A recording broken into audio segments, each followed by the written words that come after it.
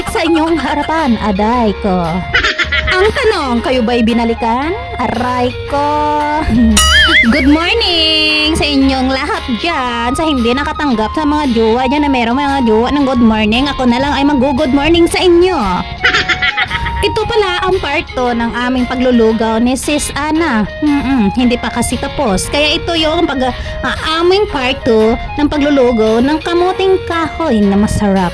Nakikita nyo nga dyan yung pinakamaputi naming kardero na malaki na nilugawan namin. Ay kung anong kaitim, ganun din ang ikaputi ni Sis Ana.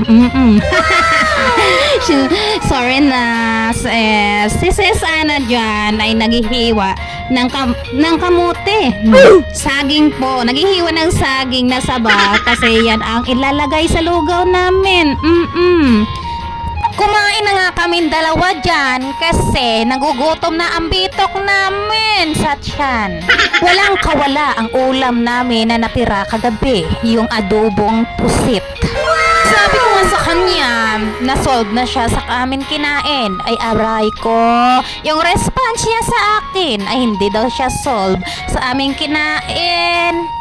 Dahil gutom pa raw siya, kaya hinihintay pa niya yung lugaw na maluto para pumultang daw ang kanyang tiyan. Aray ko.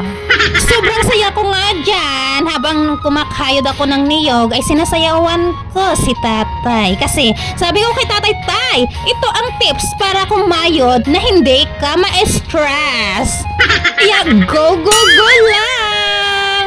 Para hindi ka ma-stress kumakayod ng niyog. Kasi dito sa probinsya ay ang niyog po kung magkayod po ay hindi de kuryente.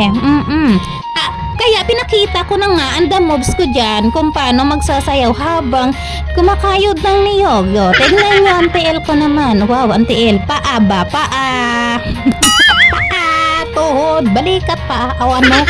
Habang nga ako kumakayod ng niyog sa loob ng bahay, si mamang naman ang tagabantay ng lugaw sa labas. Tinignan na nga dyan kung luto na yung kamuting kahoy. Tinignan ni mamang at nilugay. Aray ko, nilugay or minix o basta sa amin sa Bisaya, aging lugay Habang si mamang ay nagbabantay dyan ng lugaw, ay nakita ko ito si Talindong sa bahay. Kaya napaisip ako na masarap lagyan ng papaya to. Nilagyan na nga ni Sis Ana yung niyog na kinayod ko ng tubig at ginata niya na para ilalagay na doon sa nilugaw naming kamuting kahoy. At ito na, ilalagay na, ready na siya. So, minix-mix na ulit ni Modra.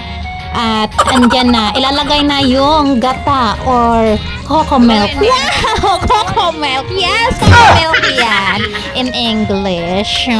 Tapos ilagay na ang saging na pakorb. Ang pakorb niya ay pa-square. Ay ano ba yan? At ako ay nagpapahuyot-huyot dyan. Ay sobra.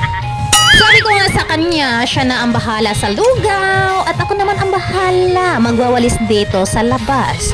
Routine ko na kasi na nagwawalis ako tuwing umaga dito sa labas. Kasi pakiramdam ko ay ang dumi-dumi ko kung hindi ako makawalis dito sa labas. Ganun din ang sa loob. Dapat malinis ang sa loob ng bahay, malinis din ang sa labas.